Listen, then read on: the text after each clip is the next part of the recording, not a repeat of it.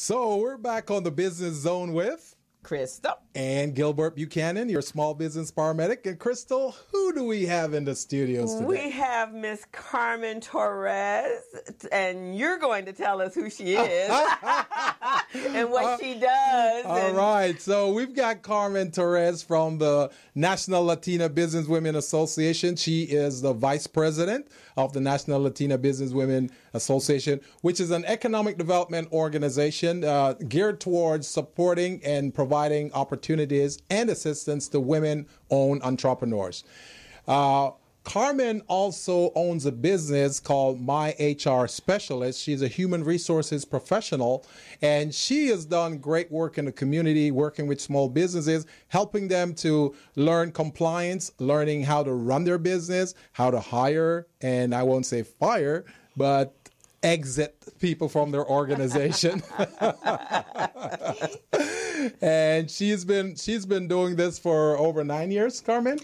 As a business owner, yes, over 9 years, and I have over 20 years experience in human resources. That's right. So you've heard it from the source. She is phenomenal, and I would refer her to any small business for guidance and coaching. So without further ado, let's tune into our guest. And now you two work together, doing some stuff together, right? Yes. So why don't you tell them what you do for them? Well, Carmen and I, we've worked with a few clients in the past. Carmen has referred some clients to me, and vice versa. I've referred clients to her too.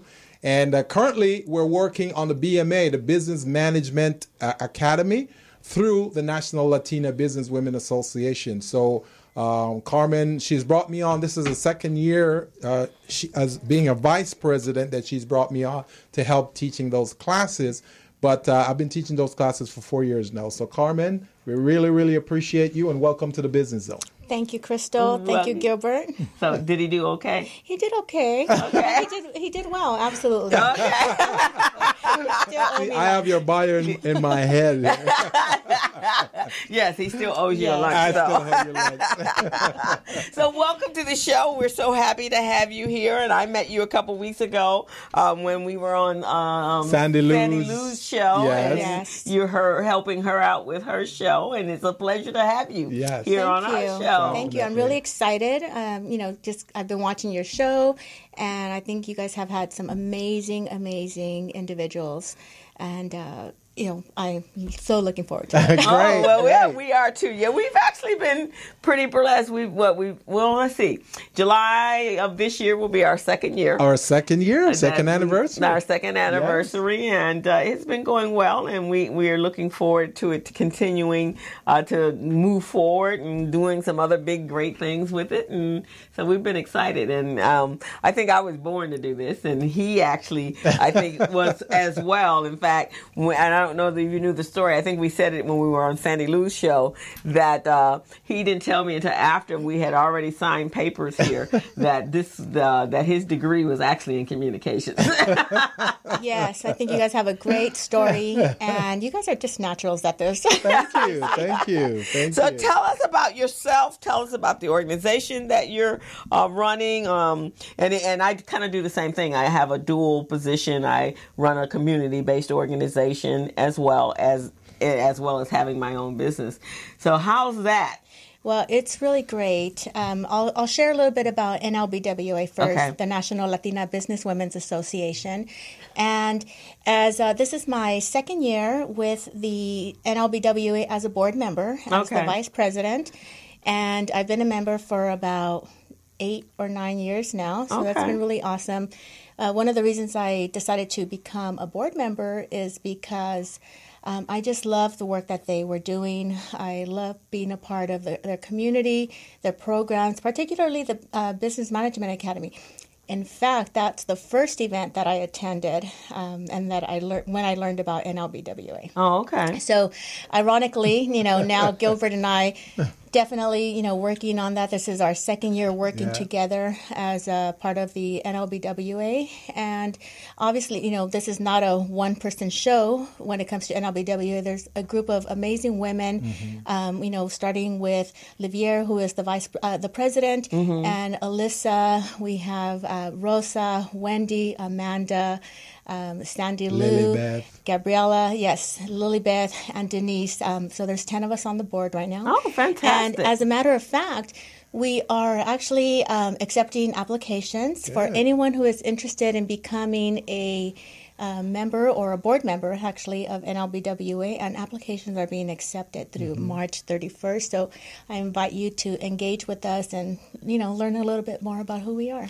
And can you tell our audience why it is so important for our businesses, our smaller businesses especially, to be involved with associations that are there for those businesses to support them, and what do they get from that? Absolutely. I think, one of the reasons that why NLBWA worked for me is because of the resources that are available, of the community that you build, amongst the women who are involved, not just the leadership, but all of the members. And so you just have an opportunity to, receive information, resources, and a lot of people who actually connect through NLBWA, particularly more recently through the BMA program, do business together. And I think that's amazing. Yeah.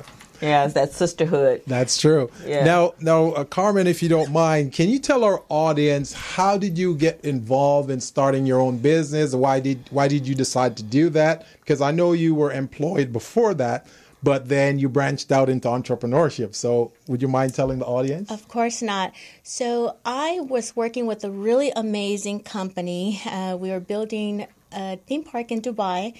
And as a result of the market crash in 2008, I had to lay off 90% of the staff at the company that I was working at. Wow. At the top of 2009. Yes.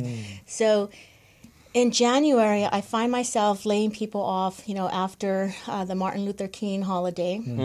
And I, stayed on board with them for a couple of months while we did all of the transition, right? All of the EDD and severance agreements and COBRA information, you name it, everything. And I found myself 2 months later when I had to lay myself off. Oh, wow.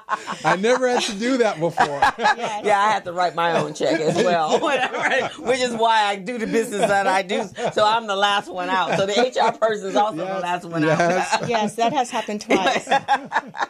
And so I found myself looking for work and then realized, what I'm looking for is not out there right now. So I'm going to fall back on my event planning. Yeah. And that's exactly what I did. I fell back on event planning. I, was able to work with some amazing people from the National Kidney Foundation first as a volunteer. Yeah. And then I got to work with the George Lopez Foundation. Oh. So that was really awesome. As a result of that, I also got to work with the Sugar Ray Leonard Foundation. Oh, wow. And, did that for a little while. But in between that, I was having conversations about HR because a lot of business owners were reaching out to me, friends or friends who were working and just wondering, what's going on and what do I need to do? Yes, and do they have a right to let me go? Or business owners like, I need to let someone go, but how do I do that? I don't have enough money anymore. Yeah. So I realized that there was a need, right? Yeah. And I thought, wow, I had read somewhere, and I can't remember where, but I remember reading that successful businesses that start in times of hardship and times where there's a need, and when you find that need that to solve something, those are the businesses that are going to succeed. That's right. And there's a pain in the marketplace. Yes. So I thought, this is my opportunity. I need to build an HR consulting service. And at the time, I really wasn't thinking, being a business owner. I was thinking, I'm an independent contractor, and that's what I did for a few years. Right. And today, I have my HR specialist. Wow. And we've worked with so many small businesses and nonprofit organizations. By the way, I think that name, my HR specialist, is phenomenal. I don't know if you've trademarked it yet, but you should. I'm actually looking into it. Yeah. Thank you. Because it is the name is so easy to remember. It's just amazing. you know. So yes, yeah, and even that, the name came as a result of, having conversations with friends and friends introducing me, like, oh, this is my HR consultant. Yeah, exactly. This is my HR consultant. Oh, wow, that's great. And so everywhere I was being introduced, and I looked up, a couple of things. My HR specialist is what came up, and I said, oh, it was available. It's mine. Yeah. Yeah, that's fantastic. So, yes, I would definitely trademark that because to me, that's going to be worth some money once you're ready to sell this business. Yes. It's going to be worth some money. It's what I'm working on. And it's interesting that, so for her, for my business, the accounting piece and bookkeeping piece, it had to lay dormant during that time because they didn't have the money to be managing. But in her area, because you had a lot of exposure, liability exposure with employees. So I had to actually use my other skills, training skills, to get them ready for when the market turned back around. But it is interesting that when there's a pain, you have to be ready. You have to be able to pivot in a time of change. So that you'll know what the needs are and understand what the trends are and be very much aware of what's going on in your world to know exactly what's about to happen and what you need to be preparing yourself to do so you can stay. You can have money actually. Yes, and in fact, I realized what was happening is that they had to let go of their HR staff. So who I focus on are those businesses who do not have the need for full-time HR support, or in-house support. And so what we do is they outsource what they, what they need to. We provide services according to their needs. And I think another business grew out of that, which is HR as well, but the ones that would go in and then they would have large manufacturing and those kind of companies, and you could literally be paying $20,000-$30,000 for HR specialists, and they each had a case, but I think that's even turning now because it was so costly that a lot of employers are now thinking of going back in-house. Yes, and one of the things that I've seen is that they don't have HR experience, or maybe they just assign someone the role of the HR. And what happens is that now the person who's managing the employees, or the person who's there to support the employees, they just have so many things to focus on. You have a difficult time when you have other things that you need to take care of, whether it's operations or whatever else it might be. And so having, being able to outsource part of your HR is very supportive. And the employees really like it. I think one of the things that I noticed is that employees feel comfortable speaking to someone who is not within your company. There's just something about that. There's a sense of confidentiality, support, and they might hear the same thing from their employer, but when they hear it from someone seeing it from another perspective, it comes to them with a different message, and they can see it. They can sit back and, or you ask them the right questions so that they can even come to that conclusion as well.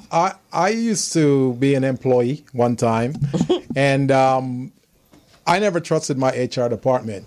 Because they're all friends. They all get together. They go to lunch together. They do all of that. And then you tell them your business. Next thing you know, you hear Johnny over there in this department talking about it. You're going, wait a second. How does he know that? I only told HR about it. So I think a lot of companies, even like my company right now, I'd rather use an outside HR specialist like yourself. Because then you're not on the inside. My employees would probably feel more comfortable talking to you because they know, hey, at least she's got that confidentiality thing going. She's not going to share it.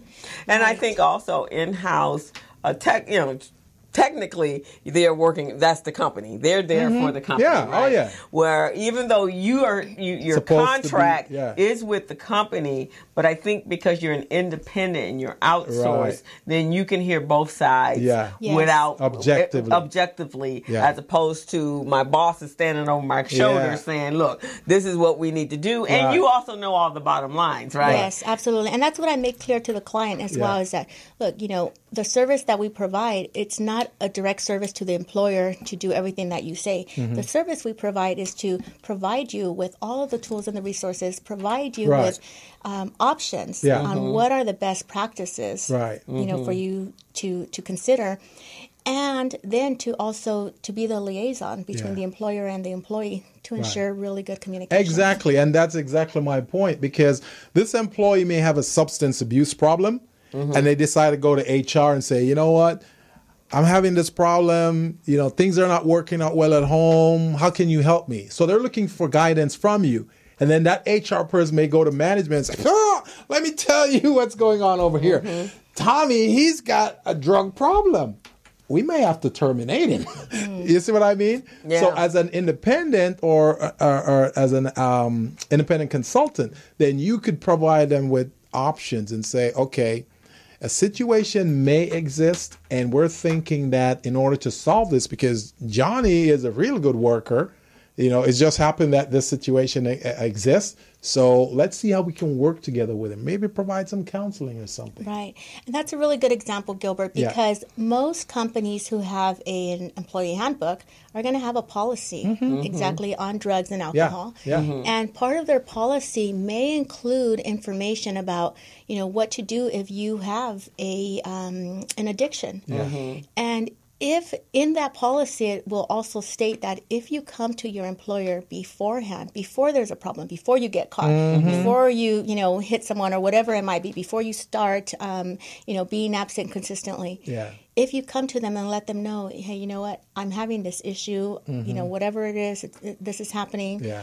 They may be able to offer you some time off so that you can get the assistance and the support that you need to correct that addiction. And even if you don't know where to go, they can help you with that, make a referral or something. Yes, and I think the problem comes when it's too late, when you've already, put yourself in a position where the addiction has an impact or an adverse impact on your employment. That's amazing. And sometime when they're in-house, if there's some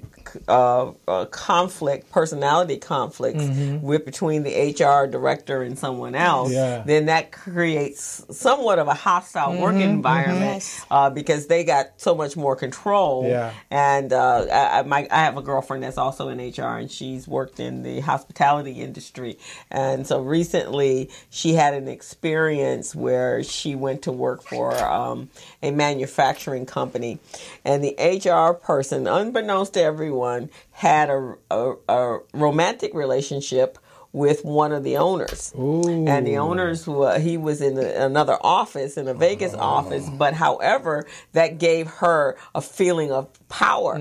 She was like a terror. A terror. And so, and because it was a founding partner that she was involved with, and he also, I think, had infused probably a lot of investment into the business.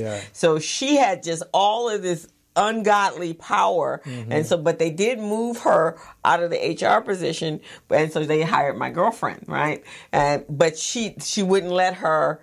She was still reigning power from behind. It was a mess. It was just a mess. And then I hear just recently they finally demoted her from all aspects because she was also the financial manager.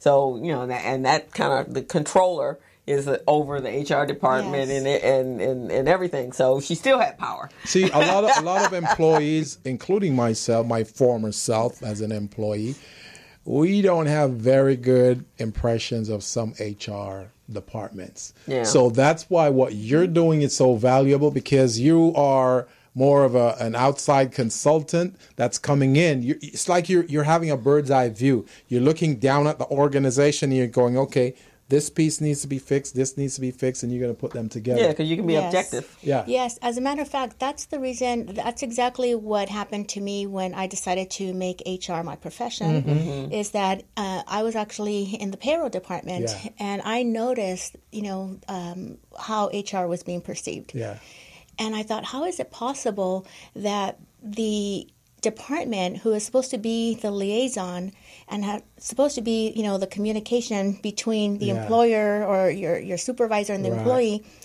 is seen, like this. That's just, it doesn't make sense to me. So it was shortly after that I decided HR is what I want to do, and I'm going to change, how employees view the HR department. Good. Yeah, so each of my positions as an HR manager, in any of my roles in human resources within the companies I was working at, I can honestly say that employees who I spoke with, who I connected with, everyone that I dealt with, I mean, I received the utmost, respect, and literally they would say, wow, this is such a change from my previous employment. That's great. So see, that's part of your value proposition right there. Yes. Because there's a lot of HR consultants out there, a lot. Yes. So what separates you from them is the way in which you handle those situations to make the employees feel comfortable, make management feel comfortable, and at the same time, you're looking out for the best interest of the organization as well. Absolutely. That's and amazing. I think that's what HR should be. Oh, yes. Oh, yes. So that's your vision right there. Yes. And, that's amazing. That's amazing. And I've always worked closely with HR, mainly because I've done payroll and the accounting piece in most companies when I was working for someone. Yeah. And you're absolutely right. I actually they had more confidence in me as the payroll director than in running that department than going to their HR department. Because a lot of times they're not there for them when they're in-house. A lot of times. Yeah. Right. So for those small businesses that are watching this show today, Crystal, Carmen, what 3 things would you like to tell them as a small business that's really important to them that they need to know from an HR standpoint that they didn't know before? Well, I think it's not necessarily what 3 things. However, what I consider is that there are 3 things that I always talk about. You should not feel bad about certain things. Like one thing is that most business owners know their business, like the back of their hand. Inside out. Inside out, they know exactly what it is. But don't be afraid and don't, be concerned about not knowing anything about HR. Mm-hmm. That's okay. That is not your area of specialty. Right. And the second thing is that most businesses do not have files in place that are compliant. Mm-hmm. And when we come to see you, it's something, that we see all the time. And to us, it's like, it's like, we can fix it immediately. Yeah. And then the third thing is that, you can't know everything about the laws, right?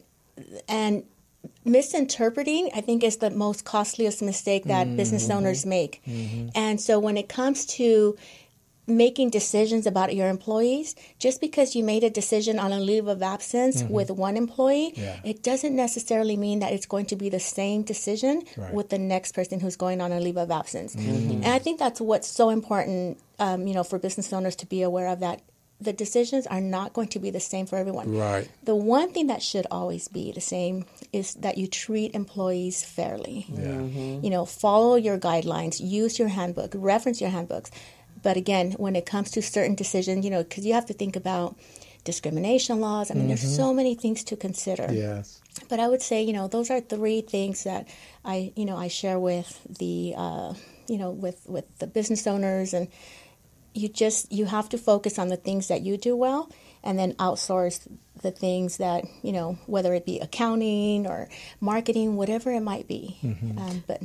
And in the state of California, the laws are it's like my girlfriend calls it the Republic of California, because our laws are even more intense than the federal on the federal level. That is correct. And that gets them in a lot of trouble. And what she has found out, and I found this out when I was working in small corporations, unlike, say, like big Fortune 500 companies, which have other regulatory people watching over boards and that kind of stuff. But your more private companies, they feel this is my company. Yeah. I can do whatever I want with it, how I want with it, and how dare you tell me I can't. Mm-hmm. Yes, absolutely. Mm-hmm. Smaller companies, and as well as nonprofit founders. Yeah. And it's just, what is it? I understand it. This is their baby. Mm-hmm. Right. You've got to understand. Who when you have a baby, you don't want everyone touching the baby. Like, wait, did you wash your hands? Yeah. And it's the same thing with your business. Yeah. You feel that your decisions are the ones that make the most sense. Yeah. But we have to remember that California is an employee-friendly state. Mm-hmm. And so your decisions are not always the best choice. Right, exactly. That's true. That is she so always, true. My girlfriend, her mantra is, whoever has the most paperwork wins. I never heard that one before. Yeah, you go to court and you have all the paperwork, you're going to win. Hence the point that we make. It's documentation. Exactly. Right? That's what it comes down to. And you better believe that your employees are documenting everything. Right, exactly. So you just can't assume, you think that they're not. So she used to say that all the time. The one with the most paperwork. Yeah. And also, as a HR professional, you got to go into court as well. An employee can sue you just as well as they can sue the company as well, right? Absolutely. I mean, I've been called in, subpoenaed, you name it. Yeah. And even whether it's for workers' comp cases or unemployment claims, absolutely it happens. And that's why as an HR person, you got to be on top of your game, be there with your professional liability. And if it has to be errors and omissions insurance, you want to have that too, because you never know when someone's going to come out of the woodwork and accuse you of something. Oh, and especially nowadays, and California being a very litigious state anyway. But nowadays, with the sexual harassment and all the stuff that's going on in every industry. Yeah. Every industry. I was telling someone yesterday, I think it was a friend of mine, I said, I don't hug women anymore when I go to events. I just shake their hands. You never know if it's going to be part of the Me Too. Like, me too. He harassed me too. Just from a basic hug. So, well, you do have to be more careful. Oh, yeah. You do. And here's the thing about that, because that comes up quite a bit in the sexual harassment trainings that we provide to our clients. Yeah. And, what I share with them is, look, you don't have to stop what you're doing if the person is, hasn't said to you, hey, that bothers me, because that is part of what sexual harassment is. That someone has to tell you, right, that they're not okay with that. Mm-hmm. However, really think about it. And one of the things that I suggest is, do the side hug. Yeah. Right? I mean, that's, it's friendly. Yeah. And it's less intrusive, right. And I think, it's more welcoming. Yeah. Yeah. As a young man said the other day, I was watching something on TV, he says, you have to be careful, and you feel for young college guys, because they don't know what they're supposed to do. It's like, we don't even know what the girls want. We don't know how to talk to them. We don't know what we can say, what we can't say. Exactly. So it's right now it's very uncomfortable. It is. I think the other area that is very uncomfortable today is with the transgender individuals, because my sister, she had a side gig with at Whole Foods doing Instacart. It was one of the gig kind of things, and when she's in between selling houses, and so there was one of their coworkers who was a transgender, and now, unbeknownst to anybody, unless you tell me that you were a man or a woman at birth, I really would not know that, right? Right. So, but once you tell me, now you've got me all confused, because they don't want to be called he, she, it, they, Q, whatever. But if you hadn't told me in the first place, I wouldn't have had a problem with the pronouns, right? It'd probably be better if you didn't know. Right, exactly. So she came home one day saying that this person who told them, that was my first question. Well, how did you know? Well, they told me. Okay, now they don't want to call them they. They? What is it, more than one? Right. So, I mean, these are new things that we deal with today in the work environment, right? Yes, it is. And so, it is. It's really difficult, which is, again, the reason why you have to provide adequate training for especially for your supervisors. Oh, yeah. And, with the sexual harassment, companies don't have to provide the training to their employees or their management team unless you have 50 or more employees. But guess what? Sexual harassment happens. Even if it's one employee. Yeah. And it probably would happen in a very much smaller place. Right. Because it's easier to be done, right? Yes. And the controls, your higher up is right there, right? You don't have layers of people that separates you from the owners. Yes. And it could be the owner. It could be the owner. I think that's one of the toughest things, which again makes sense why you want to outsource your human resources. Right. Because this is where, your employees are able to go to someone else. Right. And many times when it's just a direct supervision, that's really tough. It's tough. Who does the employee go to? Right. Exactly. It's really tough. And if they do go to someone outside, they go to an independent consultant, what happens is that we find a way to communicate that. And it doesn't necessarily have to come from the place of like, oh, you've been accused of sexual harassment. But from awareness. Yes. Because many times the person who's being accused of it doesn't really know because it's not their intention. Yes. But remember, it's not about, what you intended. It's about how it's perceived. That's true. And how it's received. Our guest today on the Business Zone is Carmen Torres, and she is with My HR Specialist. She's also the Vice President of the National Latina Business Women Association of Los Angeles. And Carmen, I know people are listening right now, and they're trying to figure out, how do I get a hold of Carmen? Do you have a number, an email, or some kind of information to give to them? Yes, absolutely. There are a couple of ways that you can reach me. The first one is you can visit my website at www.myhrspecialist.com. And our number is 626-863-7575. How about your email? You have an email? Yes, info@myhrspecialist.com. That name just sounds so right. It just sounds like you have to have that in your organization. My HR Specialist. I'm going to refer my HR Specialist. And how often does the National Latina Business Women's Association, right? How often do they meet?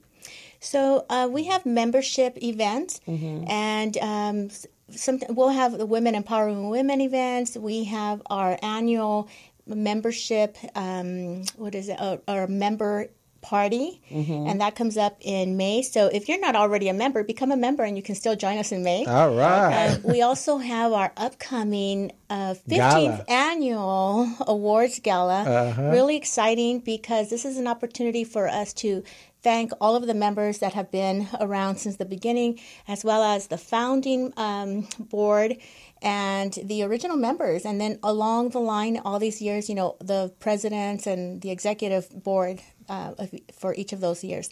So it's going to be a great opportunity. And how long has the organization been in existence? 15 years. Oh, okay. 15 years. So if you've never been to the NLBWA Gala, it's an amazing gala. I've been going every year because I want to be Man of the Year, but they never give it to me. So I don't know what I need to do. So I'm lobbying. I'm lobbying to be Man of the Year. On the air, huh? Come and volunteer, Gilbert. Oh, I got to volunteer. Okay. I'll make a list of that. Voluntoed. We're gonna voluntoed you. Voluntoed me. And your meetings are held here. Are you the LA chapter? Yes, we're the LA chapter, and the board meets on a monthly basis. And we don't have specific member meetings on a monthly basis. Okay. But we have events that members can join us at. We have the Emerging Latinas program, in the fall. And then in December, we have the annual holiday toy drive. It's an amazing program. Really great activities to do, throughout the year. And then we do collaborate with other associations as well and bring events to our members that are going to support them in their business growth. Oh, fantastic. So one of the things will happen, you will get a copy of the clip. And in addition to that, I'll reach out to you so I can get information about your business, and so we can put that in the description. Absolutely. So when we upload it to YouTube so that people can reach out to you, and then we can, because there's a number of businesses here in Los Angeles, especially up and down Crenshaw, that are Latino, and they don't know that there are other organizations. There's a lot of our mom and pop businesses here, and I also work with the Central Avenue Historic District, and a lot of the businesses there are Latino, and they don't know that these organizations exist because they're mom and pop, so they're just working every single day in their business and doesn't know that there are other organizations that are out there for them. I think another differentiating factor, between My HR Specialists and other companies is that we speak Spanish. And so we also cater to the needs, of those business owners, because a lot of the business owners that I run into are Spanish-speaking themselves. Yeah. And so their workforce is Spanish-speaking. Yes. So, being able to provide trainings to them in Spanish in their own language really makes a difference. I'm going to refer you over to the Central Avenue Historic. I do some training. I'm going to be doing some training classes over there for there. So what they do is that from... I want to say from Pico all the way up to Slauson, all the businesses there, they utilize the property taxes to provide services for all of those businesses in the Central Avenue area. It's called the Central Avenue Historic District.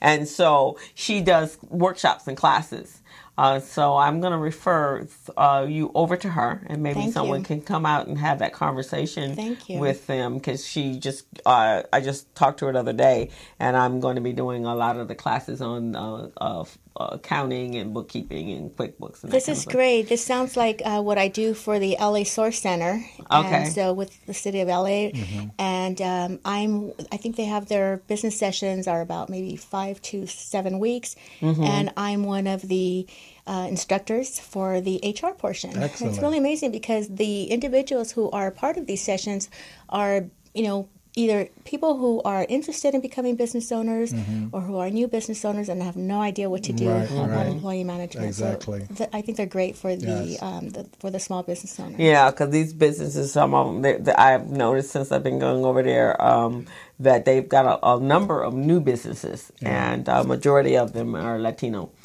businesses, and it's a Spanish. Someone being able to speak Spanish would be perfect for them. Now, there's one tidbit of information I forgot to pass out earlier about the NLBWA LA Business Management Academy. The next class is this coming Tuesday, and that will be the 27th? Yes. 27th, Tuesday the 27th. And that class is going to be on how to develop your capability statement. So if you're an entrepreneur or business owner, you're trying to develop your capability statement, which is a marketing document, and you don't know how, that's a perfect class to attend. So you might want to reach out to Carmen and get enrolled in that class. It's going to be a phenomenal class. And it's the class is held at La Plaza de la Cultura y Artes. Ah, not bad. He's trying to make up for it. So I'm an undercover Spanish speaker.